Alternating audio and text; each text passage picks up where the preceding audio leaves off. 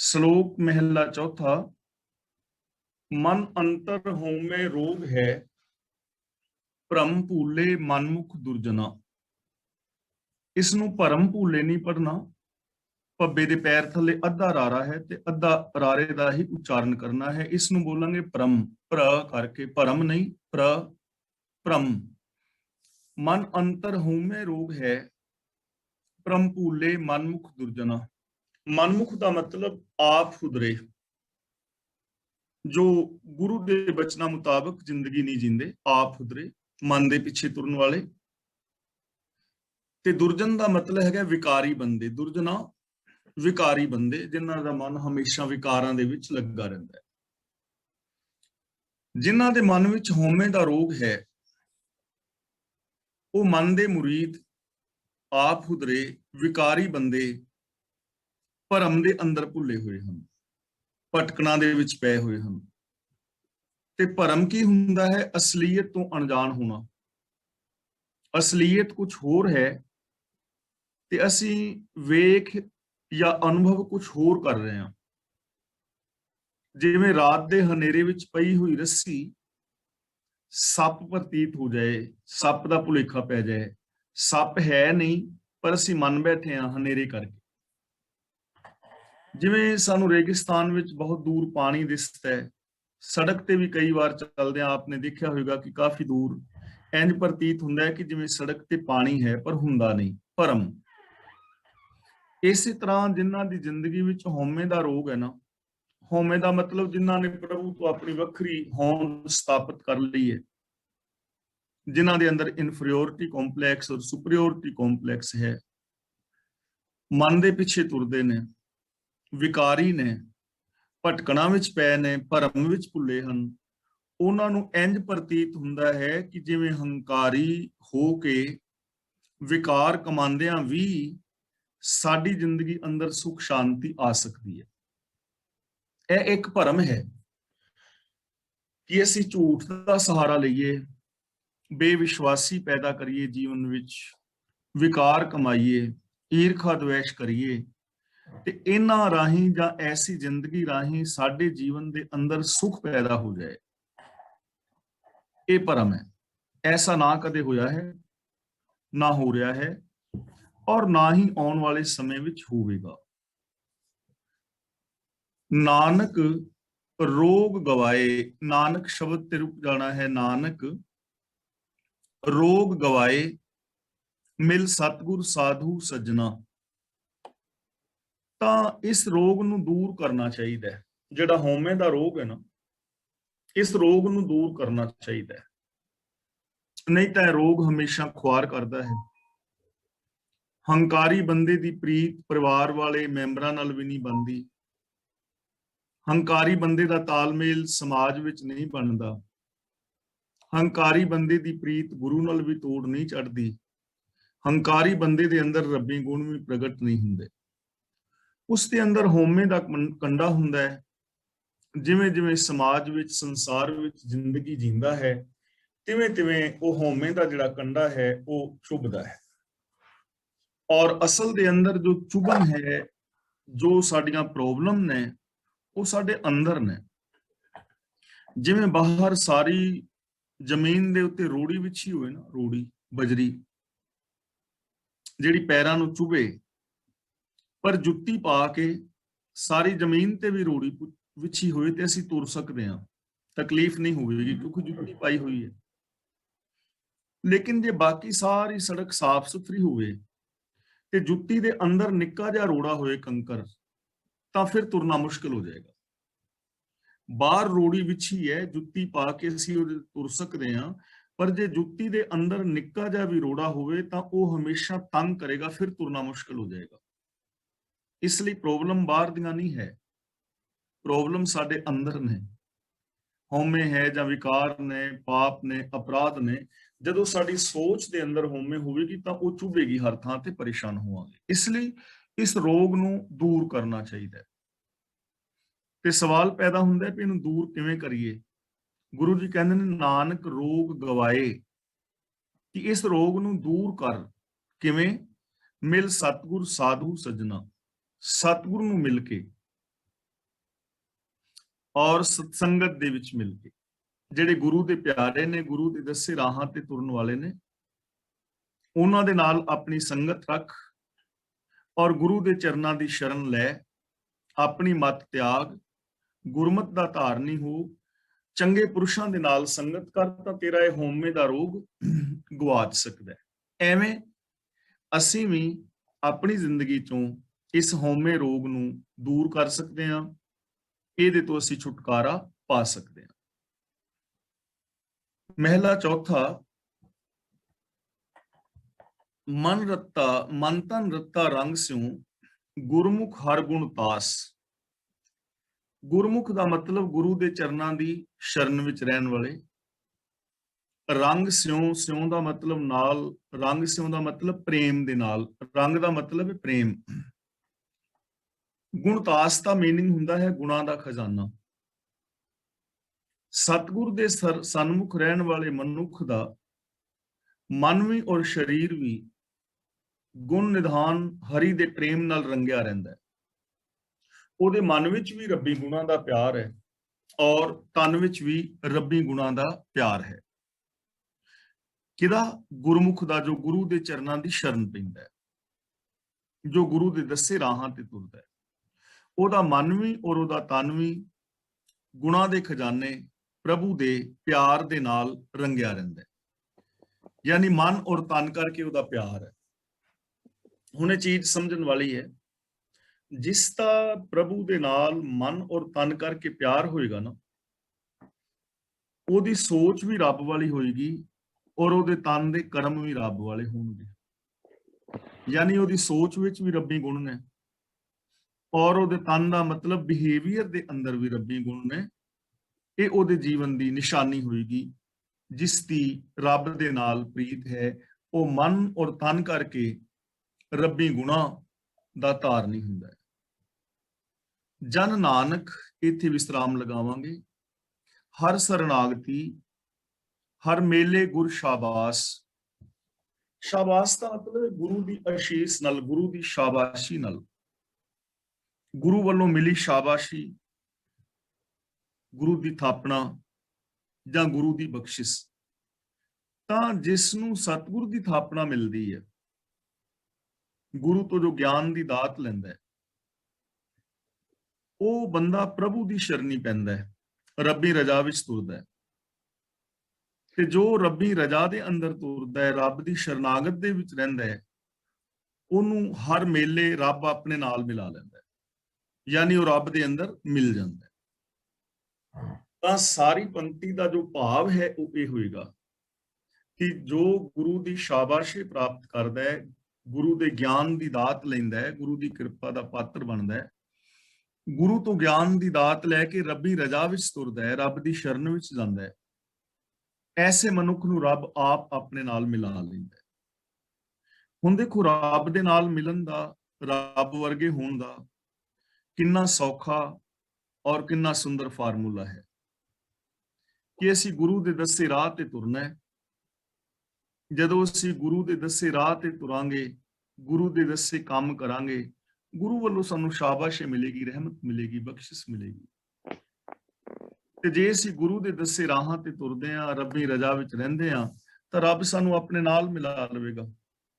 ਤਾਂ ਇਹਦਾ ਮਤਲਬ ਗੁਰੂ ਗਿਆਨ ਮੁਤਾਬਕ ਰੱਬੀ ਰਜਾ ਵਿੱਚ ਤੁਰਨ ਵਾਲਾ ਇਨਸਾਨ ਰੱਬ ਦੇ ਅੰਦਰ ਸਮਾ ਕੇ ਰੱਬ ਵਰਗਾ ਹੋ ਜਾਂਦਾ। ਪੌੜੀ, ਤੂੰ ਕਰਤਾ ਪੁਰਖ ਅਗੰਮ ਹੈ, ਕਿਸ ਨਾਲ ਤੂੰ ਵੜੀਏ। ਵੜੀਏ ਦਾ ਮਤਲਬ ਹੈਗਾ ਵਡਿਆਈਏ, ਤੁਲਨਾ ਦੇਵੀਏ। ਅਸੀਂ ਇਹ ਕਿਵੇਂ ਕਹੀਏ ਕਿ ਤੂੰ ਫਲਾਂ ਬੰਦੇ ਦੇ ਬਰਾਬਰ ਹੈ। ਜਿਵੇਂ ਅਸੀਂ ਕਹਿ ਦਿੰਦੇ ਹਾਂ ਨਾ ਕਿ ਇਹ ਬੱਚਾ ਤੇ ਆਪਣੀ ਮਾਂ ਵਰਗਾ ਹੈ ਜਾਂ ਆਪਣੇ ਪਿਓ ਵਰਗਾ ਹੈ, ਤਾਂ ਰੱਬ ਨੂੰ ਅਸੀਂ ਕਿਹਦੇ ਬਰਾਬਰ ਕਹੀਏ ਕਿ ਰੱਬ ਕਿਹਦੇ ਵਰਗਾ ਹੈ? ਕੋਈ ਐਸਾ ਕੋਈ ਹੋਵੇ ਤਾਂ ਹੈ ਨਾ। ਤਾਂ ਗੁਰੂ ਜੀ ਕਹਿੰਦੇ ਨੇ, ਹੇ ਪ੍ਰਭੂ ਤੂੰ ਕਰਤਾ, ਯਾਨੀ ਤੂੰ ਸਾਰੀ ਸ੍ਰਿਸ਼ਟੀ ਦਾ ਰਚਣ ਵਾਲਾ ਹੈ। ਪੁਰਖ ਦਾ ਮਤਲਬ ਕਾਇਨਾਤ ਦੇ ਜਰਰੇ ਜਰਰੇ ਅੰਦਰ ਸਮਾਇਆ ਹੋਇਆ ਹੈ। ਤੇ ਅਗੰਮ ਦਾ ਮਤਲਬ ਅਪਹੁੰਚ ਹੈ। ਰੱਬ ਅਪਹੁੰਚ ਹੈ, ਸਾਡੀ ਸੋਚ ਤੋਂ ਪਰੇ ਹੈ। ਅਸੀਂ ਇਹ ਨਹੀਂ ਕਹਿ ਸਕਦੇ ਕਿ ਦੁਨੀਆ ਇੱਥੋਂ ਸ਼ੁਰੂ ਹੁੰਦੀ ਹੈ ਤੇ ਇੱਥੇ ਖਤਮ ਹੋ ਜਾਂਦੀ ਹੈ। ਅਸੀਂ ਇਹ ਨਹੀਂ ਕਹਿ ਸਕਦੇ ਕਿ ਰੱਬ ਦੇ ਇੰਨੇ ਕੁ ਗੁਣ ਨੇ, ਇੰਨੀ ਕੁ ਤਾਕਤ ਹੈ, ਐਵੇਂ ਨਹੀਂ ਹੈ। ਉਹ ਅਗੰਮ ਹੈ, ਅਪਹੁੰਚ ਹੈ, ਅਨੰਤ ਹੈ। हे ਪ੍ਰਭੂ, ਤੂੰ ਸੰਸਾਰ ਦਾ ਰਚਨਹਾਰ ਹੈ, ਜਗਤ ਦੇ ਕਣ-ਕਣ ਵਿੱਚ ਸਮਾਇਆ ਹੋਇਆ ਹੈ, ਸਾਡੀ ਸਮਝ ਤੋਂ ਪਰੇ ਹੈ। ਕਿਸ ਨਾਲ ਤੂੰ ਵੜੀਏ ਦਾ ਮਤਲਬ ਤੈਨੂੰ ਕਿਹਦੀ ਤੁਲਨਾ ਦਵੀਏ, ਕਿਸ ਦੇ ਨਾਲ ਤੁਲਨਾ ਕਰੀਏ, ਕਿਹਨੂੰ ਕਹੀਏ ਕਿ ਰੱਬ ਫਲਾਂ ਬੰਦੇ ਵਰਗਾ ਹੈ। ਯਾਨੀ ਤੂੰ ਸਭ ਤੋਂ ਮਹਾਨ ਹੈ, ਤੇਰੇ ਵਰਗਾ ਇਸ ਦੁਨੀਆ ਦੇ ਵਿੱਚ ਹੋਰ ਕੋਈ ਨਹੀਂ ਹੈ। ਤਾਂ ਹੁਣ ਰੱਬ ਬਾਰੇ ਇਹ ਚੀਜ਼ ਸਮਝਣ ਵਾਲੀ ਹੈ ਕਿ ਇੱਕ ਤਾਂ ਕ੍ਰੀਏਟਰ ਹੈ, ਦੂਜਾ ਇਹ ਹੈ ਕਿ ਆਪਣੀ ਰਚਨਾ ਤੋਂ ਵੱਖਰਾ ਨਹੀਂ, ਪੁਰਖ। ਪੁਰਖ ਦਾ ਮਤਲਬ ਰਮਿਆ ਹੋਇਆ, ਜਰਰੇ ਜਰਰੇ ਅੰਦਰ ਸਮਾਇਆ ਹੋਇਆ, ਵੱਖਰਾ ਬੈਠਾ ਹੋਇਆ ਨਹੀਂ ਹੈ ਕਿ ਕਿਤੇ ਸਵਰਗ ਵਿੱਚ ਬੈਠਾ ਹੋਵੇ, ਜੰਨਤ ਵਿੱਚ ਬੈਠਾ ਹੋਵੇ, ਜਾਂ ਕਿਤੇ ਵੱਖਰੇ ਸੱਚਖੰਡ ਵਿੱਚ ਬੈਠਾ ਹੋਵੇ, ਜਾਂ ਕਿਤੇ ਵੱਖਰੇ ਬੈਕੁੰਠ ਧਾਮ ਵਿੱਚ ਬੈਠਾ ਹੋਏ। ਐਸਾ ਨਹੀਂ, ਜਰਰੇ ਜਰਰੇ ਅੰਦਰ ਸਮਾਇਆ ਹੋਇਆ ਹੈ, ਸ਼ਕਤੀ ਰੂਪ ਹੈ, ਨਿਯਮ ਰੂਪ ਹੈ, ਹੁਕਮ ਰੂਪ ਹੈ। ਉਹਦੀ ਤੁਲਨਾ ਕਿਸੇ ਨਾਲ ਕੀਤੀ ਨਹੀਂ ਜਾ ਸਕਦੀ, ਉਹਦੇ ਵਿੱਚ ਸਮਾਇਆ ਜਾ ਸਕਦਾ ਹੈ। ਤੁਧ ਜੇਵਡ ਹੋਏ ਸੋ ਆਖੀਐ, ਤੁਧ ਜੇਹਾ ਤੂੰ ਹੈ ਪੜੀਐ। ਇੱਥੇ ਪੜੀਐ ਨਹੀਂ ਬੋਲਣਾ, ਪੜੀਐ। ਅਡਾਰੇ ਦੇ ਥੱਲੇ ਅੱਧਾ ਹਾਹਾ ਬੋਲਣਾ ਹੈ, ਪੜਨਾ। ਜੇ ਪੜੀਏ ਬੋਲਾਂਗੇ, ਪੜਨ ਦਾ ਮਤਲਬ ਹੁੰਦਾ ਹੈ ਲੇਟ ਜਾਣਾ, ਤੇ ਪੜਨ ਦਾ ਮਤਲਬ ਹੁੰਦਾ ਹੈ ਪੜਨਾ। ਇੱਥੇ ਜਿਵੇਂ ਕਿਤਾਬ ਆਦਿ ਪੜ੍ਹੀ ਦੀ ਹੈ ਨਾ, ਉਸ ਪੜ੍ਹਾਈ ਦੀ ਗੱਲ ਹੈ, ਪੜੀਏ, ਪੜ੍ਹੀਏ, ਪੜਨਾ। ਤੁਧ ਜੇਵਡ ਹੋਏ ਸੋ ਆਖੀਐ। ਕਿਸੇ ਦਾ ਨਾਮ ਤਾਂ ਲਈ ਜੇ ਕੋਈ ਤੇਰੇ ਜਿਹਾ ਵੱਡਾ ਹੋਰ ਹੋਵੇ, ਤਾਂ ਅਸੀਂ ਕਹੀਏ ਕਿ ਰੱਬ ਉਸ ਬੰਦੇ ਵਰਗਾ ਹੈ। ਤੇਰੇ ਵਰਗਾ, ਤੇਰੇ ਜਿਹਾ ਹੋਰ ਕੋਈ ਹੈ ਹੀ ਨਹੀਂ ਹੈ।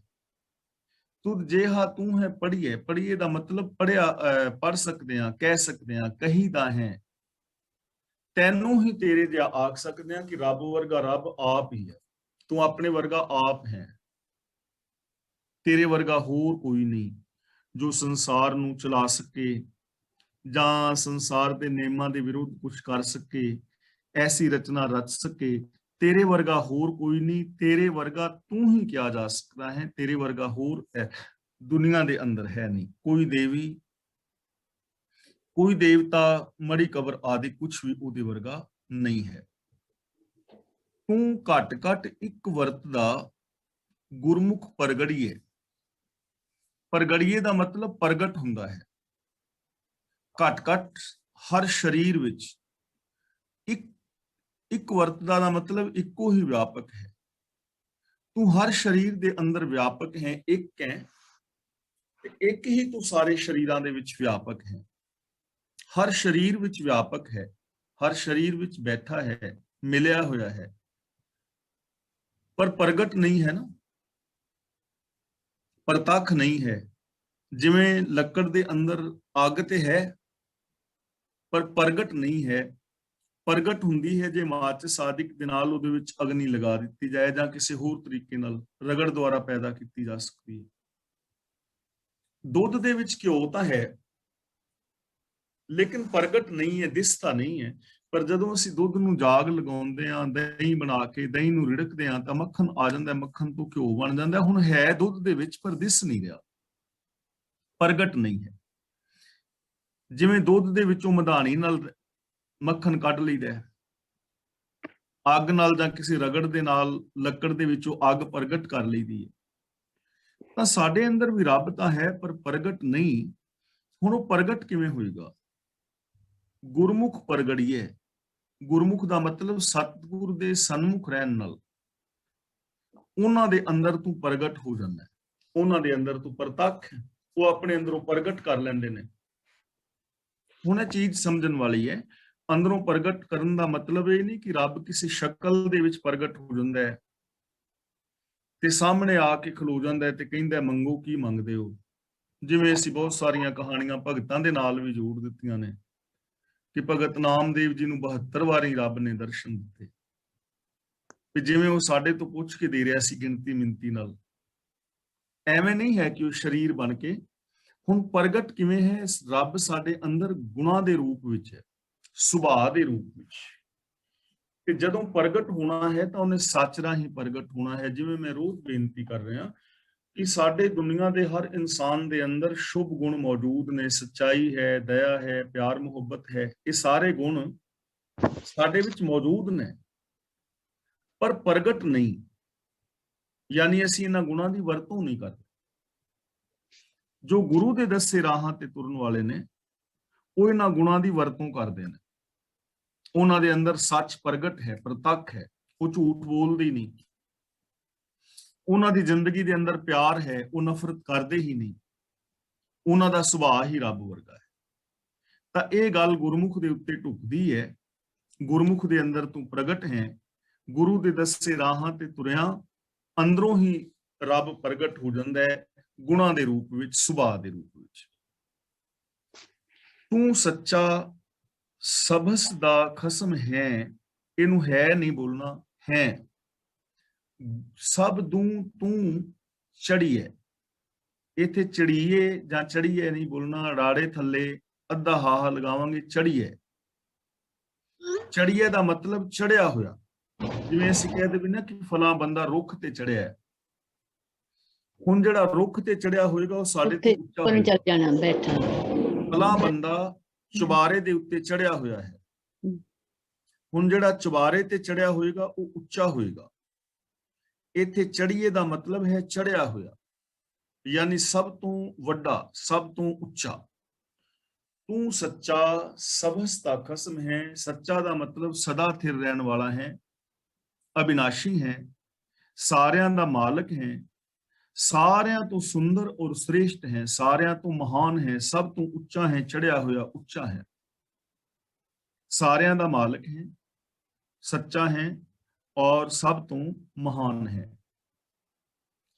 ਤੂੰ ਕਰਹਿ ਸੋ ਸੱਚੇ ਹੋਏ ਸੀ, ਤਾਂ ਕਾਇਤ ਕੜੀਏ, ਤਾਂ ਕਾਇਤ ਕੜੀਏ। ਇੱਥੇ ਕਰਹਿ ਨਹੀਂ ਬੋਲਾਂਗੇ, ਬੋਲਾਂਗੇ ਕਰਹਿ, ਕਿਉਂਕਿ ਸੈਕੰਡ ਪਰਸਨ ਨਾਲ ਗੱਲ ਹੋ ਰਹੀ ਹੈ। ਜੇ ਕਰੇ ਕਿਸੇ ਹੋਰ ਦੀ ਗੱਲ ਹੁੰਦੀ ਫਿਰ ਬਿੰਦੀ ਨਹੀਂ ਸੀ ਲਾਣੀ। ਡਾਇਰੈਕਟ ਗੱਲ ਹੋ ਰਹੀ ਨਾ ਰੱਬ ਨਾਲ ਸਿੱਧੀ। ਤੂੰ ਕਰਹਿ ਸੋ ਸੱਚੇ ਹੋਏ ਸੀ ਕਿ हे ਸੱਚੇ ਪ੍ਰਭੂ, ਇਹ ਨਿਸ਼ਚਾ ਹੈ ਕਿ ਜੋ ਤੂੰ ਕਰਦਾ ਹੈ ਉਹੀ ਇਸ ਸੰਸਾਰ ਵਿੱਚ ਹੁੰਦਾ ਹੈ। ਤਾਂ ਕਾਇਤ ਕਰੀਏ, ਫਿਰ ਅਸੀਂ ਕਿਉਂ ਚਿੰਤਾ ਕਰੀਏ? ਕਾਇਤ ਦਾ ਮਤਲਬ ਕਿਉਂ, ਕਰੀਏ ਦਾ ਮਤਲਬ ਕਿਉਂ ਕੱਢਦੇ ਰਹੀਏ ਐਵੇਂ, ਕਿਉਂ ਅਸੀਂ ਛੱਡਦੇ ਰਹੀਏ, ਕਿਉਂ ਚਿੰਤਾ ਕਰੀਏ, ਫਿਕਰ ਕਿਉਂ ਕਰੀਏ, ਕਿਉਂ ਝੂਰੀਏ? ਸਾਨੂੰ ਇਹ ਨਿਸ਼ਚਾ ਹੈ ਕਿ ਉਹੀ ਹੋਣਾ ਹੈ ਜੋ ਤੂੰ ਕਰਨਾ ਹੈ। ਇਸ ਲਈ ਚਿੰਤਾ ਕਰਨ ਦੀ ਕੀ ਲੋੜ ਹੈ? ਹੋਰ ਕੁਝ ਹੋ ਹੀ ਨਹੀਂ ਸਕਦਾ। ਉਹ ਹੋਣਾ ਹੈ ਜੋ ਤੂੰ ਕਰਨਾ ਹੈ।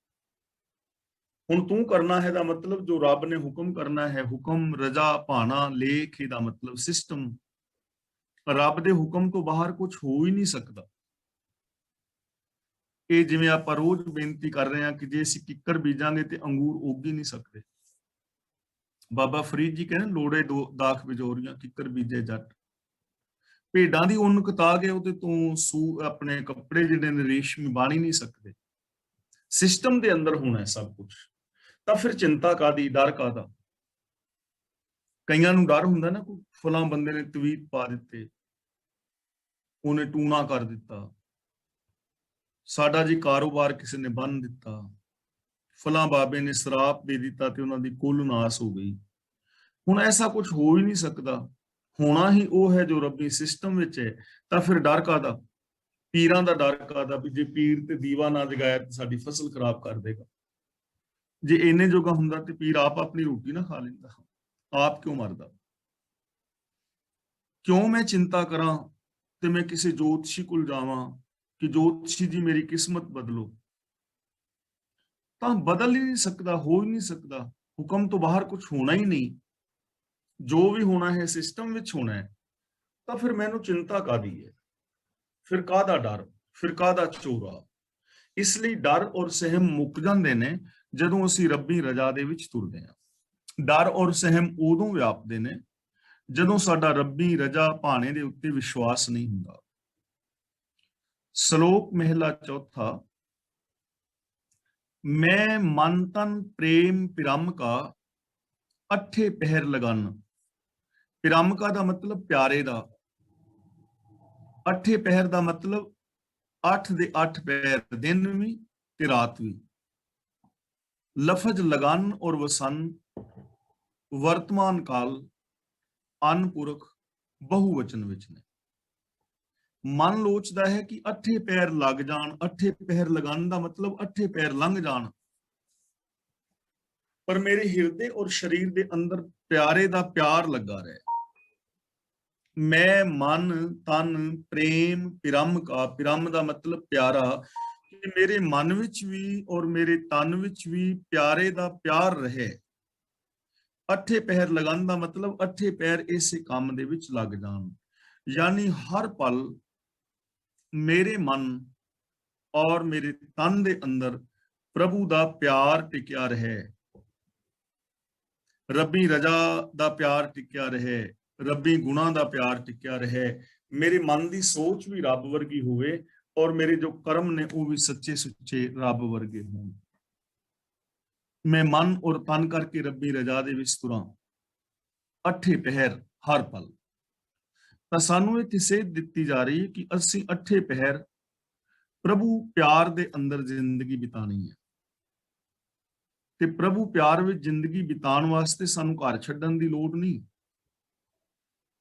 ਜੇ ਕੋਈ ਸਾਇੰਟਿਸਟ ਹੈ ਤਾਂ ਉਹਨੂੰ ਕੋਈ ਇਹ ਪ੍ਰੋਬਲਮ ਨਹੀਂ ਹੈ ਕਿ ਉਹ ਸੱਚੀ ਜ਼ਿੰਦਗੀ ਜੀਣ ਵਾਸਤੇ ਆਪਣਾ ਕੰਮ ਛੱਡੇ ਜੰਗਲਾਂ ਜਾਏ। ਜੇ ਕੋਈ ਡਾਕਟਰ ਹੈ ਤਾਂ ਉਹਨੂੰ ਹਸਪੀਟਲ ਛੱਡ ਕੇ ਬਾਹਰ ਜਾਣ ਦੀ ਲੋੜ ਨਹੀਂ ਹੈ। ਕਿਸਾਨ ਹੈ ਤਾਂ ਉਹਨੂੰ ਖੇਤੀ ਛੱਡਣ ਦੀ ਲੋੜ ਨਹੀਂ ਹੈ।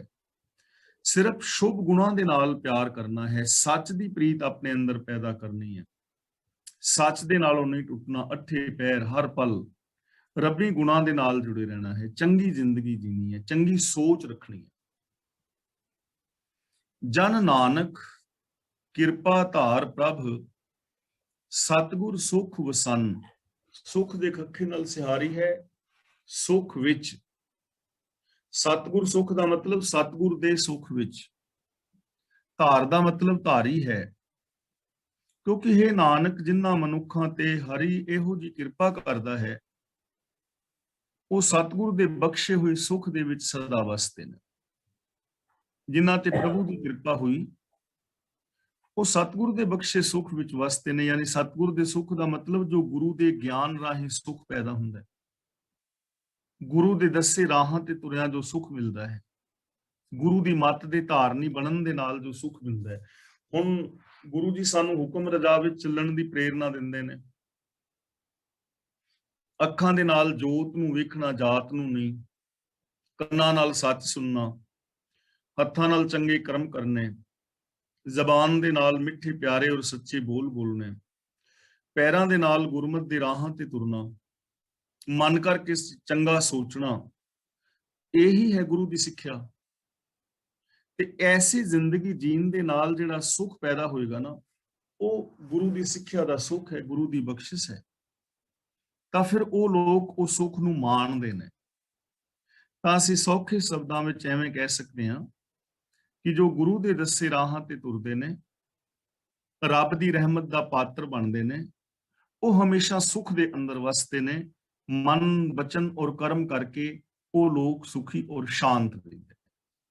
ਇਸ ਲਈ ਜੇ ਅਸੀਂ ਵੀ ਸੁਖੀ ਔਰ ਸ਼ਾਂਤ ਹੋਣਾ ਚਾਹੁੰਦੇ ਹਾਂ ਤਾਂ ਸਾਨੂੰ ਵੀ ਗੁਰਬਾਣੀ ਮੁਤਾਬਕ ਜ਼ਿੰਦਗੀ ਜੀਣੀ ਚਾਹੀਦੀ ਹੈ ਔਰ ਰੱਬੀ ਗੁਣਾਂ ਦੇ ਧਾਰਨੀ ਹੋਣਾ ਚਾਹੀਦਾ। ਮਹਿਲਾ ਚੌਥਾ। ਜਿਨ ਅੰਦਰ ਪ੍ਰੀਤ ਪਿਰਮ ਕੀ, ਜਿਉ ਬੋਲਨ ਤਿਵੇਂ ਸੁਹਨ। ਜਿਨ ਅੰਦਰ ਦਾ ਮਤਲਬ ਜਿਨ੍ਹਾਂ ਦੇ ਅੰਦਰ, ਪ੍ਰੀਤ ਦਾ ਮਤਲਬ ਪ੍ਰੀਤੀ, ਪਿਰਮ ਕੀ ਦਾ ਮਤਲਬ ਪ੍ਰਭੂ ਦੀ, ਪਿਆਰੇ ਦੀ। ਜਿਉ ਬੋਲਨ, ਜਿਵੇਂ ਜਿਵੇਂ ਉਹ ਬੋਲਦੇ ਨੇ, ਤਿਵੇਂ ਸੁਹਨ, ਤਿਵੇਂ ਹੀ ਉਹ ਸ਼ੋਭਾ ਪਾਉਂਦੇ ਨੇ। ਜਿਨ੍ਹਾਂ ਦੇ ਅੰਦਰ ਪ੍ਰਭੂ ਦੀ ਪ੍ਰੀਤ ਹੈ, ਜਿਨ੍ਹਾਂ ਦੀ ਸੋਚ ਅੰਦਰ ਰੱਬੀ ਗੁਣਾਂ ਦੀ ਪ੍ਰੀਤ ਹੈ, ਉਹ ਫਿਰ ਜਿਵੇਂ ਜਿਵੇਂ ਬੋਲਦੇ ਨੇ ਤਿਵੇਂ ਤਿਵੇਂ ਉਹ ਸ਼ੋਭਾ ਪਾਉਂਦੇ ਨੇ, ਉਹਨਾਂ ਨੂੰ ਮਾਣ ਮਿਲਦਾ ਹੈ। ਕਿਉਂਕਿ ਜੈਸੀ ਸੋਚ ਹੋਏਗੀ ਵੈਸੇ ਹੀ ਬੋਲ ਹੋਣਗੇ। ਹੁਣ ਸੋਚ ਦੇ ਅੰਦਰ ਸਤ, ਸੰਤੋਖ, ਦਇਆ, ਧਰਮ, ਧੀਰਜ, ਗਿਆਨ, ਵਿਰਾਗ, ਨਿਮਾਨਤਾ ਆਦਿਕ ਸ਼ੁਭ ਗੁਣ ਨੇ। ਤੇ ਜਿਨ੍ਹਾਂ ਦੀ ਸੋਚ ਐਸੀ ਹੈ ਉਹਨਾਂ ਦੇ ਬੋਲ ਵੀ ਸਤ, ਸੰਤੋਖ, ਦਇਆ, ਧਰਮ ਵਾਲੇ ਹੀ ਹੋਣਗੇ। ਤੇ ਐਸੇ ਬੋਲ ਜਦੋਂ ਬੰਦਾ ਬੋਲੇਗਾ ਤੇ ਸ਼ੋਭਾ ਪਾਏਗਾ, ਪਿਆਰਾ ਲੱਗੇਗਾ, ਉਹਦੇ ਬੋਲ ਸੁਹਾਵਣੇ ਹੋਣਗੇ। ਜਿਵੇਂ ਜਿਵੇਂ ਉਹ ਰੱਬੀ ਗੁਣ ਉਚਾਰਨ ਕਰਦੇ ਨੇ ਤਿਵੇਂ ਤਿਵੇਂ ਸੋਹਣੇ ਲੱਗਦੇ ਨੇ। ਜੀ ਕਰਦਾ ਹੈ ਇਹ ਬੋਲੀ ਜਾਣ ਤੇ ਅਸੀਂ ਸੁਣੀ ਜਾਈਏ। ਉਹਨਾਂ ਦੇ ਬੋਲਾਂ ਵਿੱਚ ਰਸ ਹੈ, ਉਹਨਾਂ ਦੇ ਬੋਲਾਂ ਵਿੱਚ ਮਿਠਾਸ ਹੈ, ਉਹਨਾਂ ਦੇ ਜੀਵਨ, ਉਹਨਾਂ ਦੇ ਬੋਲਾਂ ਦੇ ਅੰਦਰ ਸਾਨੂੰ ਮੰਜ਼ਿਲ ਤੱਕ ਪਹੁੰਚਾਉਣ ਦਾ ਗਿਆਨ ਹੈ। ਉਹਨਾਂ ਦੇ ਬੋਲਾਂ ਵਿੱਚ ਪੋਜ਼ਿਟਿਵਿਟੀ ਹੈ। ਉਹਨਾਂ ਦੇ ਬੋਲਾਂ ਰਾਹੀਂ ਸਾਡੇ ਅੰਦਰ ਵਿਲ ਪਾਵਰ ਪ੍ਰਗਟ ਹੁੰਦੀ ਹੈ। ਉਹਨਾਂ ਦੇ ਬੋਲਾਂ ਰਾਹੀਂ ਸਾਡੇ ਅੰਦਰ ਇਨਸਾਨੀਅਤ ਜਾਗਦੀ ਹੈ। ਤਾਂ ਉਹ ਚੰਗੇ ਲੱਗਦੇ ਨੇ, ਪਿਆਰੇ ਲੱਗਦੇ ਨੇ, ਸ਼ੋਭਾ ਪਾਉਂਦੇ ਨੇ। ਇਸ ਲਈ ਜੇ ਅਸੀਂ ਵੀ ਚਾਹੁੰਦੇ ਹਾਂ ਸਾਨੂੰ ਵੀ ਸ਼ੋਭਾ ਮਿਲੇ, ਤਾਂ ਸਾਨੂੰ ਵੀ ਆਪਣੀ ਸੋਚ ਅੰਦਰ ਰੱਬੀ ਗੁਣ ਵਸਾਣੇ ਚਾਹੀਦੇ ਨੇ ਔਰ ਰੱਬੀ ਗੁਣਾਂ ਵਾਲੇ ਬੋਲ ਬੋਲਣੇ ਚਾਹੀਦੇ। ਨਾਨਕ ਹਰ ਆਪੇ ਜਾਣਦਾ, ਜਿਨ ਲਾਈ ਪ੍ਰੀਤ ਪਿਰੰਨ। ਪਿਰੰਨ ਦਾ ਮਤਲਬ ਜਿਸ ਪਿਰ ਨੇ, ਨੰਨੇ ਨਾਲ ਸਿਹਾਰੀ ਹੈ ਨਾ, ਪਤੀ ਨੇ, ਪ੍ਰਭੂ ਨੇ। ਲਾਈ ਦਾ ਮਤਲਬ ਲਾਈ ਹੈ, ਪਿਰੰਨ ਨੇ, ਪਿਰੰਨ ਦਾ ਮਤਲਬ ਪਿਰ ਨੇ, ਪਤੀ ਨੇ। ਜਿਨ ਦਾ ਮਤਲਬ ਜਿਸ ਨੇ, ਜਿਨ ਲਾਈ ਪ੍ਰੀਤ ਪਿਰੰਨ। ਇਹ ਭੇਦ ਜੀਵ, ਇਸ ਭੇਦ ਦੀ ਵੀ ਜੀਵ ਨੂੰ ਸਾਰ ਨਹੀਂ। ਇਹ ਪਿਆਰ ਜਿਨਨੇ ਲਾਇਆ ਉਹ ਆਪ ਜਾਣਦਾ ਹੈ। ਜਿਨ੍ਹਾਂ ਦੇ ਅੰਦਰ ਪ੍ਰਭੂ ਦੀ ਪ੍ਰੀਤ ਹੈ ਨਾ, ਰੱਬੀ ਗੁਣਾਂ ਦੀ, ਉਹਨਾਂ ਨੂੰ ਦੱਸਣ ਦੀ ਲੋੜ ਨਹੀਂ ਹੈ ਕਿ ਮੈਂ ਰੱਬ ਨਾਲ ਪਿਆਰ ਕਰਦਾ, ਮੈਂ ਗੁਰੂ ਨਾਲ ਪਿਆਰ ਕਰਦਾ, ਮੇਰਾ ਰੱਬ ਤੇ ਜਾਂ ਗੁਰੂ ਤੇ ਵਿਸ਼ਵਾਸ ਹੈ। ਉਹਨਾਂ ਨੂੰ ਦੱਸਣ ਦੀ ਲੋੜ ਨਹੀਂ ਪੈਂਦੀ। ਰੱਬ ਆਪ ਹੀ ਜਾਣਦਾ, ਉਹਨੂੰ ਪਤਾ ਹੈ ਕਿ ਪਿਆਰ ਹੈ। ਜਿਸ ਦੇ ਅੰਦਰ ਪ੍ਰੀਤ ਹੋਏਗੀ ਨਾ, ਉਹਦੇ ਅੰਦਰ ਬੈਠੇ ਰੱਬ ਨੂੰ ਪਤਾ ਹੋਏਗਾ ਪ੍ਰੀਤ ਹੈ। ਤੇ ਜੇ ਨਹੀਂ ਹੈ ਤਾਂ ਵੀ ਅੰਦਰ ਬੈਠੇ ਨੂੰ ਪਤਾ ਹੈ ਕਿ ਨਹੀਂ ਹੈ। ਬਨਾਵਟੀ ਤੌਰ ਤੇ ਅਸੀਂ ਲੋਕਾਂ ਨੂੰ ਕਹਿ ਸਕਦੇ ਹਾਂ ਕਿ ਮੇਰਾ ਗੁਰੂ ਨਾਲ ਪਿਆਰ ਹੈ ਜੀ, ਮੈਂ ਰੱਬ ਨਾਲ ਪਿਆਰ ਕਰਦਾ ਹਾਂ, ਧਰਮੀ ਹਾਂ, ਧਰਮੀ ਬਣਨ ਦਾ ਅਸੀਂ ਯਤਨ ਕਰਦੇ ਵੀ ਹਾਂ, ਧਰਮੀ ਅਸੀਂ ਦਿਸਦੇ ਵੀ ਹਾਂ ਔਰ ਅਸੀਂ ਕਹਿੰਦੇ ਵੀ ਹਾਂ। ਪਰ ਜੇ ਸਾਡੇ ਅੰਦਰ ਪਿਆਰ ਨਹੀਂ ਤਾਂ ਸਾਡੇ ਸੁਭਾਅ ਚੋਂ, ਸਾਡੇ ਗੁਣਾਂ ਦੇ ਵਿੱਚੋਂ, ਬੋਲਣ ਚੋਂ ਪਤਾ ਲੱਗ ਜਾਣਾ ਹੈ ਕਿ ਅੰਦਰ ਤੇ ਕੱਖ ਵੀ ਨਹੀਂ। ਜ਼ਬਾਨੀ ਤਾਂ ਬਹੁਤ ਕੁਝ ਕਹਿ ਰਿਹਾ ਹੈ ਬੰਦਾ, ਪਰ ਵਰਤੋਂ ਵਿਹਾਰ ਵਿੱਚ ਤੇ ਕੁਝ ਵੀ ਨਹੀਂ। ਬਿਹੇਵੀਅਰ ਤਾਂ ਬਿਲਕੁਲ ਉਲਟ ਹੈ। ਜ਼ਬਾਨ ਤੋਂ ਮੈਂ ਕਹਿ ਰਿਹਾ ਸੱਚ ਬੋਲਣਾ ਚਾਹੀਦਾ ਹੈ, ਪਰ ਆਪ ਮੈਂ ਸਾਰਾ ਦਿਨ ਝੂਠ ਬੋਲਦਾ। ਜ਼ਬਾਨ ਤੋਂ ਮੈਂ ਕਹਿ ਰਿਹਾ ਕਿ ਪਿਆਰ ਦੇ ਨਾਲ ਰਹਿਣਾ ਚਾਹੀਦਾ ਹੈ, ਮੇਰੇ ਅੰਦਰ ਪਿਆਰ ਹੈ, ਪਰ ਮੇਰੇ ਬਿਹੇਵੀਅਰ ਦੇ ਅੰਦਰੋਂ ਤੇ ਜੈਲਸੀ ਦਿਸ ਰਹੀ ਹੈ, ਪ੍ਰਗਟ ਹੋ ਰਹੀ ਹੈ। ਉਹਨੂੰ ਮੈਂ ਕਿਵੇਂ ਛੁਪਾਵਾਂਗਾ? ਇਸ ਲਈ ਪ੍ਰਭੂ ਅੰਦਰ ਬੈਠਾ ਆਪ ਜਾਣਦਾ ਹੈ ਜਿਨ੍ਹਾਂ ਦੇ ਅੰਦਰ ਪ੍ਰੀਤ ਹੁੰਦੀ ਹੈ। ਤੇ ਇਸ ਗੱਲ ਨੂੰ ਹੋਰ ਵੀ ਸਮਝਣ ਦੀ ਲੋੜ ਹੈ। ਜਿਨ੍ਹਾਂ ਦੇ ਅੰਦਰ ਪਿਆਰ ਹੁੰਦਾ ਹੈ ਨਾ, ਜੇ ਆਪਣੀ ਜ਼ਮੀਰ ਦੀ ਆਵਾਜ਼ ਸੁਣਨ ਤੇ ਪਤਾ ਲੱਗ ਜਾਏਗਾ ਕਿ ਪਿਆਰ ਜੇ ਹੈ ਤਾਂ ਹੈ, ਪਰ ਜੇ ਨਹੀਂ ਹੈ ਗੁਣਾਂ ਦੇ ਨਾਲ ਪਿਆਰ, ਤਾਂ ਅੰਦਰੋਂ ਆਵਾਜ਼ ਤਾਂ ਇੱਕ ਵਾਰੀ ਆਏਗੀ ਕਿ ਸੱਜਣਾ ਝੂਠ ਬੋਲ ਰਿਹਾ ਹੈ, ਤੇਰੇ ਅੰਦਰ ਸ਼ੁਭ ਗੁਣ ਤਾਂ ਹੈ ਨਹੀਂ, ਜਿਵੇਂ ਦਾ ਤੂੰ ਬਣਿਆ ਬੈਠਾ ਐਵੇਂ ਦਾ ਤੂੰ ਹੈ ਤੇ ਨਹੀਂ। ਅੰਦਰੋਂ ਆਵਾਜ਼ ਆਏਗੀ ਨਾ। ਇਸ ਲਈ ਜੋ ਰੱਬੀ ਹੁਕਮ ਹੈ, ਸਿਸਟਮ ਹੈ, ਉਹਦੇ ਅੰਦਰ ਇਹਨਾਂ ਸਾਰੀਆਂ ਚੀਜ਼ਾਂ ਦਾ ਨਖੇੜਾ ਨਵੇੜਾ ਹੋ ਜਾਂਦਾ। ਪੌੜੀ, ਤੂੰ ਕਰਤਾ ਆਪ ਅਭੁੱਲ ਹੈ, ਭੁੱਲਣ ਵਿੱਚ ਨਹੀਂ। ਇਹਨੂੰ ਹੈ ਨਹੀਂ ਬੋਲਣਾ। ਹੈ ਦਾ ਮਤਲਬ ਹੋ ਜਾਏਗਾ ਕੋਈ ਹੋਰ ਥਰਡ ਪਰਸਨ, ਕਿਉਂਕਿ ਇੱਥੇ ਸੈਕੰਡ ਪਰਸਨ ਦੀ ਗੱਲ ਹੋ ਰਹੀ ਹੈ। ਤੂੰ ਕਰਤਾ ਆਪ ਅਭੁੱਲ ਹੈ, ਕਿ ਸ੍ਰਿਸ਼ਟੀ ਦਾ ਰਚਨਹਾਰ ਹੈ, ਆਪ ਰਚਨਹਾਰ ਹੈ। ਅਭੁੱਲ ਦਾ ਮਤਲਬ ਤੂੰ ਭੁੱਲਣ ਵਿੱਚ ਨਹੀਂ ਹੈ, ਭੁੱਲਣ ਵਿੱਚ ਨਹੀਂ, ਤੂੰ ਅਭੁੱਲ ਹੈ, ਭੁੱਲਣ ਵਿੱਚ ਨਹੀਂ ਹੈ। ਤੇਰੀ ਇਸ ਰਚਨਾ ਦੇ ਅੰਦਰ ਕੋਈ ਵੀ ਕਮੀ ਨਹੀਂ, ਕੋਈ ਦੋਸ਼ ਨਹੀਂ। ਇਸ ਸੰਸਾਰ ਦੇ ਨਿਯਮਾਂ ਦੇ ਅੰਦਰ ਕੋਈ ਦੋਸ਼ ਨਹੀਂ, ਕੋਈ ਊਣਤਾ ਹੀ ਨਹੀਂ ਹੈ। ਇਸ ਕਾਇਨਾਤ ਦੀ ਬਣਤਰ ਵਿੱਚ ਕੋਈ ਊਣਤਾ ਹੀ ਨਹੀਂ ਹੈ। ਇੱਥੇ ਸਭ ਕੁਝ ਪਰਿਪੂਰਨ ਹੈ, ਸਭ ਕੁਝ ਪੂਰਾ ਹੈ। ਹਾਂ, ਇਹ ਗੱਲ ਵੱਖਰੀ ਹੈ ਕਿ ਸਾਡੀ ਨਜ਼ਰ ਛੋਟੀ ਹੋਵੇ, ਸਾਨੂੰ ਕੋਈ ਦੋਸ਼ ਨਜ਼ਰੀ ਪੈਂਦੇ ਹੋਣ, ਤਾਂ ਉਹ ਸਾਡੀ ਕਮੀ ਹੋ ਸਕਦੀ ਹੈ, ਕੁਦਰਤ ਵਿੱਚ ਕੋਈ ਕਮੀ ਨਹੀਂ ਹੈ। ਜਿਵੇਂ ਮੈਂ ਤੁਹਾਨੂੰ ਇੱਕ ਨਿੱਕੀ ਜਿਹੀ ਕਹਾਣੀ ਸੁਣਾਈ ਸੀ ਕਿ ਕੋਈ ਬੰਦਾ ਬੋਹੜ ਦੇ ਰੁੱਖ ਥੱਲੇ ਸੁੱਤਾ ਸੀ ਮੰਜੇ ਤੇ, ਔਰ ਨਾਲ ਹੀ ਦੁਆਣਿਆਂ ਦਾ ਖੇਤ ਸੀ, ਤਰਬੂਜਾਂ ਦਾ 10-10 ਕਿਲੋ ਦੇ ਦੁਆਣੇ ਲੱਗੇ ਤੇ ਬੋਹੜ ਦੇ ਪੇੜ ਉੱਤੇ ਨਿੱਕੀਆਂ ਨਿੱਕੀਆਂ ਗੋਲਾਂ ਲੱਗੀਆਂ। ਤੇ ਬੰਦਾ ਸੋਚ ਰਿਹਾ ਹੈ ਕਿ ਰੱਬ ਦੀ ਦੁਨੀਆ ਵਿੱਚ ਕਿੰਨੀ ਬੇਨਿਆਈ ਹੈ। ਏਡਾ ਵੱਡਾ ਬੋਹੜ, ਏਡੇ ਮੋਟੇ ਮੋਟੇ ਟਹਿਣੇ, ਤੇ ਇਸ ਬੋਹੜ ਨੂੰ ਨਿੱਕੀਆਂ ਨਿੱਕੀਆਂ ਗੋਲਾਂ ਲਾ ਦਿੱਤੀਆਂ ਨੇ ਤੇ ਆ ਨਿੱਕੀਆਂ ਨਿੱਕੀਆਂ ਵੱਲਾਂ ਨੇ, ਇਹਨਾਂ ਨੂੰ 10-10 ਕਿਲੋ ਦੇ ਦੁਆਣੇ ਲੱਗੇ ਨੇ।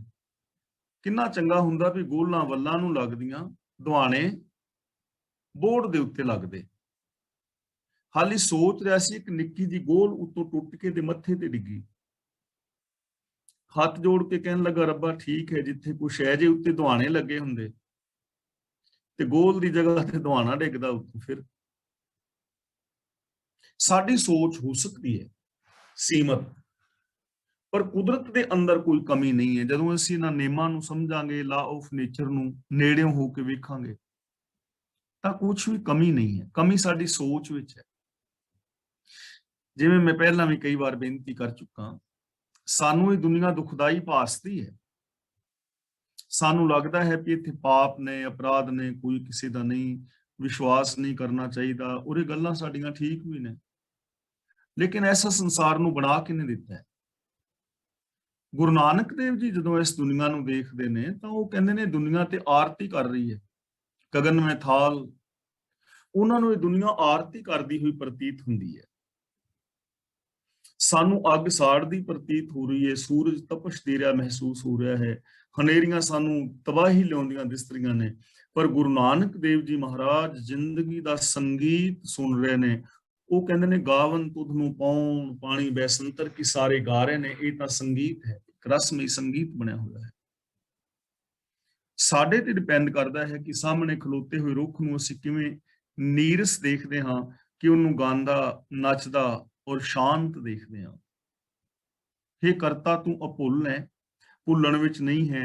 ਭਾਵ ਕਿ ਕਾਇਨਾਤ ਦੇ ਜੋ ਨਿਯਮ ਨੇ ਉਹ ਬਿਲਕੁਲ ਪੱਕੇ ਨੇ, ਉਹਨਾਂ ਦੇ ਅੰਦਰ ਕੋਈ ਊਣਤਾਈ ਨਹੀਂ ਹੈ। ਤੂੰ ਕਰਹਿ ਸੋ ਸੱਚੇ ਭਲਾ ਹੈ, ਗੁਰ ਸ਼ਬਦ ਬੁਝਾਹੀ। ਬੁਝਾਹੀ ਦਾ ਮਤਲਬ ਤੂੰ ਸਮਝ ਦਿੰਦਾ ਹੈ। ਸਤਿਗੁਰੂ ਦੇ ਸ਼ਬਦ ਦੇ ਰਾਹੀਂ ਤੂੰ ਇਹ ਸਮਝਾਉਂਦਾ ਹੈ। ਗੁਰ ਸ਼ਬਦ ਬੁਝਾਹੀ ਦਾ ਮਤਲਬ ਗੁਰੂ ਦੇ ਸ਼ਬਦ ਰਾਹੀਂ ਇਹ ਸੂਝ ਤੂੰ ਦਿੰਦਾ ਹੈ। ਗੁਰੂ ਦੇ ਸ਼ਬਦ ਦਾ ਮਤਲਬ ਗੁਰੂ ਦਾ ਗਿਆਨ, ਗੁਰੂ ਦੀ ਬਾਣੀ, ਗੁਰੂ ਦੀ ਫਿਲਾਸਫੀ, ਗੁਰੂ ਦੀ ਵਿਚਾਰਧਾਰਾ। ਗੁਰੂ ਦੇ ਉਪਦੇਸ਼ ਰਾਹੀਂ, ਗੁਰੂ ਦੇ ਗਿਆਨ ਰਾਹੀਂ ਤੂੰ ਇਹ ਸਮਝ ਬਖਸ਼ਦਾ ਹੈ ਕਿ ਜੋ ਕੁਝ ਵੀ ਤੂੰ ਕਰ ਰਿਹਾ ਹੈ ਉਹ ਚੰਗਾ ਕਰ ਰਿਹਾ ਹੈ। ਵੈਸੇ ਨਹੀਂ ਸਮਝ ਆਉਂਦੀ। ਗੁਰੂ ਦੇ ਗਿਆਨ ਰਾਹੀਂ, ਸ਼ਬਦ ਰਾਹੀਂ ਸਾਨੂੰ ਸਮਝ ਆਉਂਦੀ ਹੈ ਕਿ ਜੋ ਕੁਝ ਵੀ ਤੂੰ ਕਰ ਰਿਹਾ ਹੈ ਉਹ ਚੰਗਾ ਕਰ ਰਿਹਾ ਹੈ। ਇੱਥੇ ਕੁਝ ਮਾੜਾ ਨਹੀਂ ਹੋ ਰਿਹਾ। ਰੱਬੀ ਰਜ਼ਾ ਦੇ ਵਿੱਚ, ਨੇਮਾਂ ਦੇ ਅੰਦਰ ਕੁਝ ਵੀ ਮਾੜਾ ਨਹੀਂ ਹੋ ਰਿਹਾ। ਹਾਂ, ਸਾਡੇ ਸੀਮਤ ਸਵਾਰਥ ਨੇ, ਉਹਨਾਂ ਕਰਕੇ ਸਾਨੂੰ ਕੋਈ ਚੀਜ਼ ਮਾੜੀ ਲੱਗ ਸਕਦੀ ਹੈ। ਇਹ ਸਾਡੀ ਪ੍ਰੋਬਲਮ ਹੈ, ਕੁਦਰਤ ਦੀ ਨਹੀਂ। ਜਦੋਂ ਪੂਰੀ ਕਾਇਨਾਤ ਨੂੰ ਵੇਖੋਗੇ, ਸਮੁੱਚਤਾ ਦੇ ਅੰਦਰ ਕਿਸੇ ਚੀਜ਼ ਨੂੰ ਦੇਖੋਗੇ, ਤਾਂ ਉੱਥੇ ਕੁਝ ਵੀ ਅਧੂਰਾ ਨਹੀਂ ਹੋਏਗਾ, ਉੱਥੇ ਸਾਰਾ ਕੁਝ ਪਰਿਪੂਰਨ ਹੋਏਗਾ। ਪਰ ਇਹਦੀ ਸਮਝ ਗੁਰੂ ਸ਼ਬਦ ਮੁਤਾਬਕ ਜ਼ਿੰਦਗੀ ਜੀਵਿਆਂ ਮਿਲਦੀ ਹੈ। ਜੇ ਹੁਣ ਸਾਰੇ ਲੋਕ ਗੁਰਬਾਣੀ ਨੂੰ ਸਮਝਣ, ਗੁਰਬਾਣੀ ਮੁਤਾਬਕ ਜ਼ਿੰਦਗੀ ਜੀਣ, ਤਾਂ ਹਕੀਕਤ ਹੈ ਲਾ ਆਫ ਨੇਚਰ ਨੂੰ ਲੋਕ ਫੋਲੋ ਕਰਨਗੇ। ਪਵਨ ਗੁਰੂ, ਪਾਣੀ ਪਿਤਾ, ਮਾਤਾ ਧਰਤ ਮਹਤ ਦਾ ਸੰਦੇਸ਼ ਔਰ ਆਦੇਸ਼ ਪ੍ਰਗਟ ਹੋਏਗਾ। ਫਿਰ ਲੋਕ ਇੱਕ ਦੂਜੇ ਦੇ ਨਾਲ ਭੈਣਾ ਭਰਾਵਾਂ ਵਾਲਾ ਵਰਤਾਵ ਕਰਨਗੇ, ਕਲਾਸ ਫੈਲੋ ਵਾਲਾ ਵਰਤਾਵ ਕਰਨਗੇ। कैसा सुंदर संसार हो जाएगा। और ऐसा हो सकता है, पॉसिबिलिटी है, जे ਅਸੀਂ ਇੱਕ ਦੂਜੇ ਨਾਲ ਲੜ ਸਕਦੇ ਹਾਂ, ਈਰਖਾ ਦਵੇਸ਼ ਕਰ ਸਕਦੇ ਹਾਂ, ਅਦਾਲਤਾਂ ਵਿੱਚ ਕੇਸ ਲੜ ਸਕਦੇ ਹਾਂ, ਕਿੰਨਾ ਔਖਾ ਹੋ ਕੇ। ਤੇ ਕੀ ਅਸੀਂ ਜੇ ਚਾਹੀਏ ਤੇ ਇੱਕ ਦੂਜੇ ਨਾਲ ਪ੍ਰੇਮ ਨਾਲ ਨਹੀਂ ਰਹਿ ਸਕਦੇ? ਪ੍ਰੇਮ ਨਾਲ ਰਹਿਣਾ ਤੇ ਹੋਰ ਸੌਖਾ ਹੈ, ਸੱਚ ਬੋਲਣਾ ਤੇ ਹੋਰ ਸੌਖਾ ਹੈ। ਪਰ ਬੰਦਾ ਰਹਿਣਾ ਹੀ ਨਹੀਂ ਚਾਹ ਰਿਹਾ ਨਾ, ਇਹ ਚੀਜ਼ ਨੂੰ ਸਮਝ ਨਹੀਂ ਪਾ ਰਿਹਾ। ਗੁਰੂ ਦੇ ਸ਼ਬਦ ਰਾਹੀਂ ਸਾਨੂੰ ਸਮਝ ਆਏਗੀ, ਗਿਆਨ ਰਾਹੀਂ। ਜਦੋਂ ਅਸੀਂ ਗਿਆਨ ਦੀ ਸਹੀ ਵਰਤੋਂ ਕਰਾਂਗੇ, ਫਿਰ ਸਾਨੂੰ ਸਮਝ ਆਏਗੀ ਯਾਰ ਅਸੀਂ ਲੜਨ ਉੱਤੇ ਕਿੰਨੀ એનર્ਜੀ ਲਗਾ ਰਹੇ ਹਾਂ। ਇੰਨੀ એનર્ਜੀ ਲੜਨ ਤੇ इस एनर्जी का जे 10वां हिस्सा भी ਅਸੀਂ ਪ੍ਰੇਮ ਕਰਨ ਤੇ ਲਾਈਏ ਜ਼ਿੰਦਗੀ ਤਾਂ ਸਾਡੀ ਸੌਖੀ ਹੋ ਜਾਏਗੀ। ਅਸੀਂ ਲੜ ਰਹੇ ਹਾਂ, ਕਿੰਨੀ ਚੀਕ ਚੀਕ ਕੇ ਬੋਲਦੇ ਹਾਂ, ਸਾਰੇ ਮਹੱਲੇ ਦੇ ਵਿੱਚ ਆਵਾਜ਼ ਜਾਂਦੀ ਜਦੋਂ ਅਸੀਂ ਲੜਦੇ ਹਾਂ, ਘਰਦਿਆਂ ਨਾਲ ਲੜਦੇ ਹੋਈਏ ਤਾਂ। ਤੇ ਫਿਰ ਸਾਨੂੰ ਨਾ ਗੁਰੂ ਦੇ ਸ਼ਬਦ ਰਾਹੀਂ ਸਮਝ ਆਏਗੀ ਕਿ ਇਹਨਾਂ ਚੀਕ ਚੀਕ ਕੇ ਅਸੀਂ ਬੋਲ ਰਹੇ ਹਾਂ, ਘਰ ਵਿੱਚ ਜਾਂ ਮਹੱਲੇ ਵਿੱਚ ਕਲੇਸ਼ ਪਾਇਆ ਹੋਇਆ ਹੈ, ਤੇ ਜੇ ਮਿੱਠੇ ਔਰ ਪਿਆਰੇ ਬੋਲ ਬੋਲੀਏ ਤੇ ਬੜੇ ਆਰਾਮ ਦੇ ਨਾਲ ਬੋਲਿਆ ਕੰਮ ਚੱਲ ਸਕਦਾ ਨਾ, ਪਿਆਰ ਵਾਲੇ ਬੋਲ, ਸੱਚੇ ਬੋਲ, ਚੀਕਣ ਦੀ ਲੋੜ ਥੋੜਾ ਹੈ। ਪਿਆਰ ਵਾਲੇ ਬੋਲ ਬੋਲਣ ਲਈ ਚੀਕਣ ਦੀ ਕੀ ਲੋੜ ਹੈ? ਸੱਚੇ ਬੋਲ ਬੋਲਣ ਵਾਸਤੇ ਚੀਕਣ ਦੀ ਕੀ ਲੋੜ ਹੈ? ਆਰਾਮ ਨਾਲ ਸੱਚ ਬੋਲੋ, ਪਿਆਰ ਵਾਲੇ ਬੋਲ ਰਹੋ, ਸ਼ਾਂਤ ਰਹੋ। ਸਮਝ ਆ ਜਾਏਗੀ ਨਾ, ਗੁਰੂ ਸ਼ਬਦ ਰਾਹੀਂ ਆਏਗੀ ਕਿ ਐਸੀ ਜ਼ਿੰਦਗੀ ਹੋ ਸਕਦੀ ਹੈ। ਫਿਰ ਸਾਨੂੰ ਸਮਝ ਆ ਜਾਏਗੀ ਕਿ ਜੋ ਕੁਝ ਕਰਤਾ ਕਰ ਰਿਹਾ ਹੈ ਨਾ ਕੁਦਰਤ ਦੇ ਅੰਦਰ, ਇਹ ਸਾਰਾ ਕੁਝ ਭਲਾ ਹੈ। ਜੇ ਬਰਸਾਤਾਂ ਪੈ ਰਹੀਆਂ ਨੇ, ਗਰਮੀ ਆ ਰਹੀ ਹੈ, ਸਰਦੀ ਆ ਰਹੀ ਹੈ, ਸਨੋ ਪੈ ਰਹੀ ਹੈ, ਤਾਂ ਇਹਨਾਂ ਸਾਰੀਆਂ ਚੀਜ਼ਾਂ ਦਾ ਕੁਝ ਮਕਸਦ ਹੈ। ਇਹ ਐਵੇਂ ਨਹੀਂ ਹਨ। ਇਹਨਾਂ ਦਾ ਜੋ ਕੁਝ ਵੀ ਹੋ ਰਿਹਾ ਹੈ ਉਹ ਕੁਦਰਤ ਦੇ ਅੰਦਰ ਸਾਰਾ ਕੁਝ ਭਲਾ ਹੋ ਰਿਹਾ ਹੈ। ਤੂੰ ਕਰਨ ਕਾਰਨ ਸਮਰੱਥ ਹੈ, ਦੂਜਾ ਕੋ ਨਾਹੀ। ਕਰਨ ਦਾ ਮਤਲਬ ਹੈਗਾ ਜਗਤ, ਪਰਪੰਚ ਦਾ ਮੂਲ ਹੈ। ਇਸ ਕਰਨ ਜਗਤ ਦਾ ਕਾਰਨ ਤੂੰ ਹੈ, ਮੂਲ ਤੂੰ ਹੈ। तेरा कोई शरीक नहीं है, तू आप ही आप है और समर्था वाला है। तू करण कारण समर्थ है। सृष्टि दे प्रपंच दा मूल तू है, आप ही तू समर्था वाला है। दूजा को नहीं, दूजा तेरे बराबर दा कोई नहीं है इस दुनिया विच जो तेरी बराबरी करे। जिवें ਅਸੀਂ बहुत सारे देवी देवतियां ਨੂੰ ਰੱਬ ਦੇ ਬਰਾਬਰ ਲਿਆ ਖਿਲਾਰਦੇ ਹਾਂ कि कोई देवता सृष्टि रच रहा है, कोई पाल रहा है, कोई मार रहा है ही नहीं कुछ ऐसा करने वाला होर। जिवें ਅਸੀਂ ਬਾਬਿਆਂ ਨੂੰ ਬਰਾਬਰ ਲਿਆ ਕੇ ਰੱਬ ਦੇ ਬਿਠਾ ਦਿੱਤਾ ਨਾ ਕਰਾਮਾਤਾਂ ਦੇ ਕੇ कि फलां बाबा जी लंगर घट गया, संगतां आ गईयां, बरसात पैन लग गई, नेरी झुलदी सी पई ते प्रशादे बचे सन 5-7 ते सब्जी दाल थोड़ी जी। बाबा जी ਨੂੰ ਦੱਸਿਆ ਤੇ ਬਾਬਾ ਜੀ ਨੇ ਕਿਹਾ ਵੀ ਉੱਤੇ ਬਸ ਰੁਮਾਲਾ ਦੇ ਦਿਓ ਤੇ ਚੱਕ ਚੱਕ ਕੇ ਵਰਤਾਈ ਜਾਓ, ਛਕਾਈ ਜਾਓ। ਬਸ ਰੁਮਾਲੇ ਥੱਲੋਂ ਕੱਢੀ ਗਏ ਤੇ ਉਹ 5 ਪ੍ਰਸ਼ਾਦੇ ਹੀ ਟੋਕਰਿਆਂ ਦੇ ਟੋਕਰੇ ਬਣ ਗਏ ਤੇ ਪਾਈਆ ਕ ਦਾਲ ਜਿਹੜੀ ਸੀ ਉਹਦੇ ਵਿੱਚੋਂ ਦਾਲ ਨਿਕਲਦੀ ਆਵੇ, ਕਦੇ ਮੁੱਕੀ ਹੋਈ ਨਹੀਂ। ਇਹ ਸਾਡੀਆਂ ਮੂਰਖਤਾਈਆਂ ਨੇ ਜਿਹੜੀਆਂ ਐਸੀਆਂ ਕਰਾਮਾਤੀ ਕਹਾਣੀਆਂ ਅਸੀਂ ਜੋੜ ਲਈਆਂ ਨੇ ਨਾਲ। ਐਸਾ ਕੁਝ ਨਹੀਂ ਹੁੰਦਾ। ਅੱਜ ਕੱਲ ਕਿਉਂ ਨਹੀਂ ਹੋ ਰਿਹਾ? ਪਹਿਲਾਂ ਕਰਾਮਾਤਾਂ ਵਰਤਦੀਆਂ ਸੀ, ਅੱਜ ਕੱਲ ਬਾਬਿਆਂ ਦੀਆਂ ਕਰਾਮਾਤਾਂ ਕਿਉਂ ਨਹੀਂ ਵਰਤਦੀਆਂ? ਕਿਉਂਕਿ ਅੱਜ ਕੱਲ ਕੈਮਰੇ ਆ ਗਏ ਨਾ, ਥਾਂ ਥਾਂ ਤੇ ਕੈਮਰੇ ਲੱਗੇ ਨੇ। ਹੁਣ ਹਰ ਚਲਾਕੀ ਕੈਮਰੇ ਦੇ ਅੰਦਰ ਕੈਦ ਹੋ ਜਾਣੀ। ਇਸ ਲਈ ਗੁਰੂ ਪਾਤਸ਼ਾਹ ਜੀ ਕਹਿੰਦੇ ਨੇ, हे ਰੱਬਾ ਤੇਰੇ ਹੁਕਮ ਤੋਂ ਬਾਹਰ ਕੁਝ ਕਰਨ ਵਾਲਾ ਹੋਰ ਕੋਈ ਦੂਜਾ ਨਹੀਂ ਹੈ। ਤੂੰ ਸਮਰੱਥ ਹੈ, ਤੂੰ ਆਪ ਸਮਰੱਥਾ ਵਾਲਾ ਹੈ। ਤੂੰ ਸਾਹਿਬ ਅਗਮ ਦਇਆਲ ਹੈ, ਸਭ ਤੁਧ ਧਿਆਹੀ। दयाल शब्द बनया है दया प्लस आले।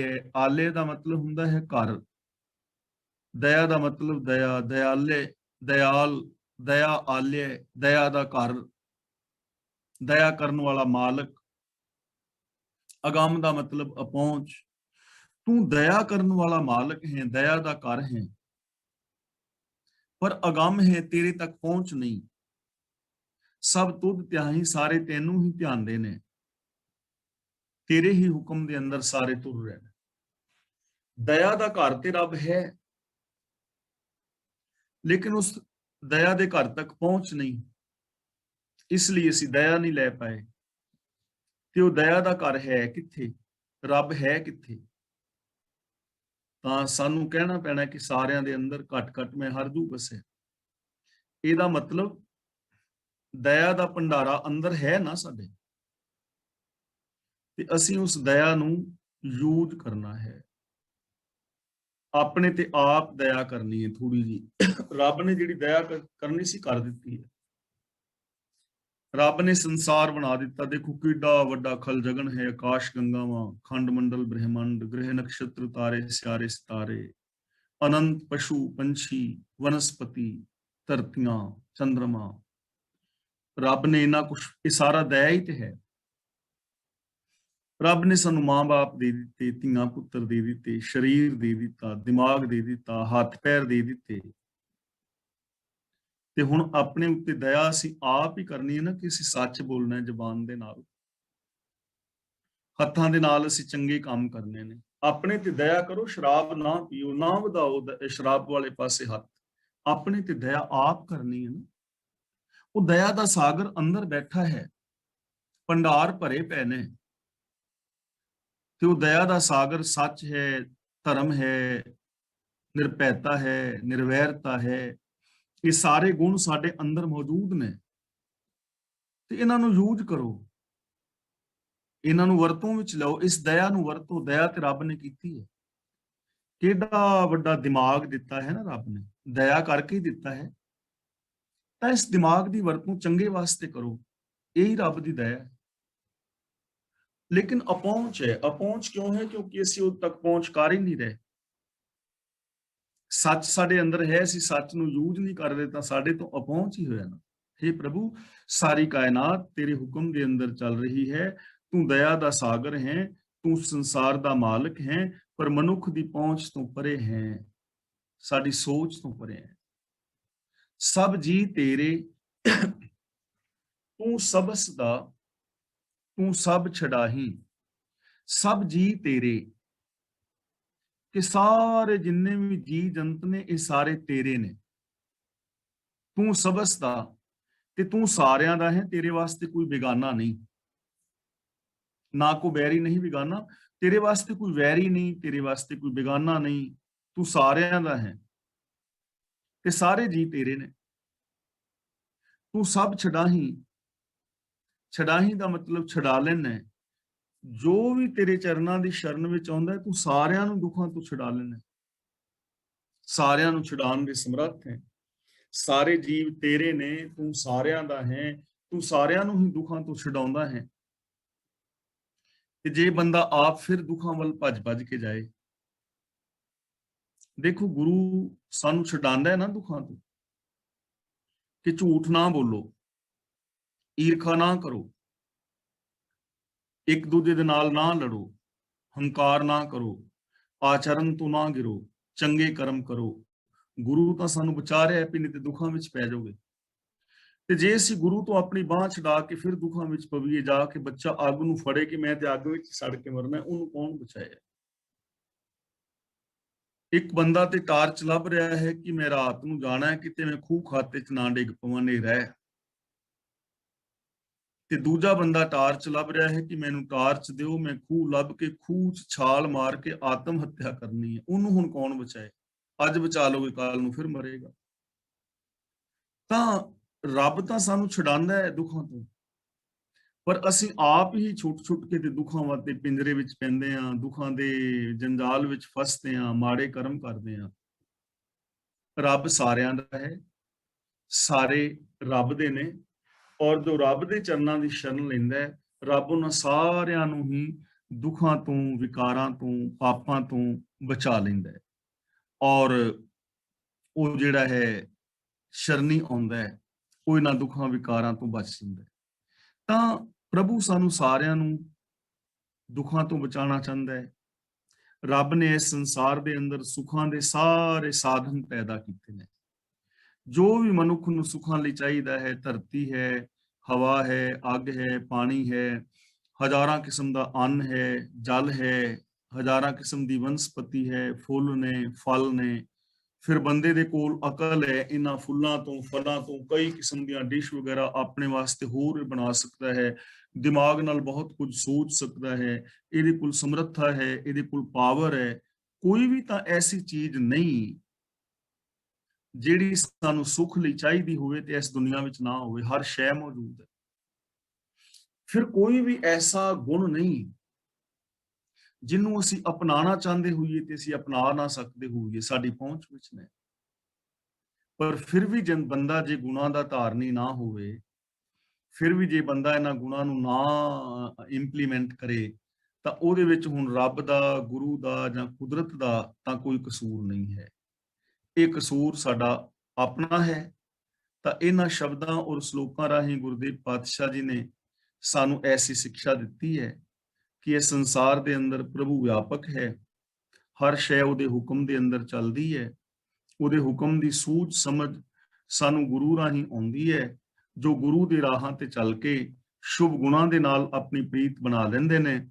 ਉਹਨਾਂ ਦੇ ਜੀਵਨ ਦੇ ਅੰਦਰ ਖੁਸ਼ੀਆਂ, ਖੇੜੇ, ਆਨੰਦ ਔਰ ਪ੍ਰਸੰਨਤਾ ਆ ਜਾਂਦੀ ਹੈ।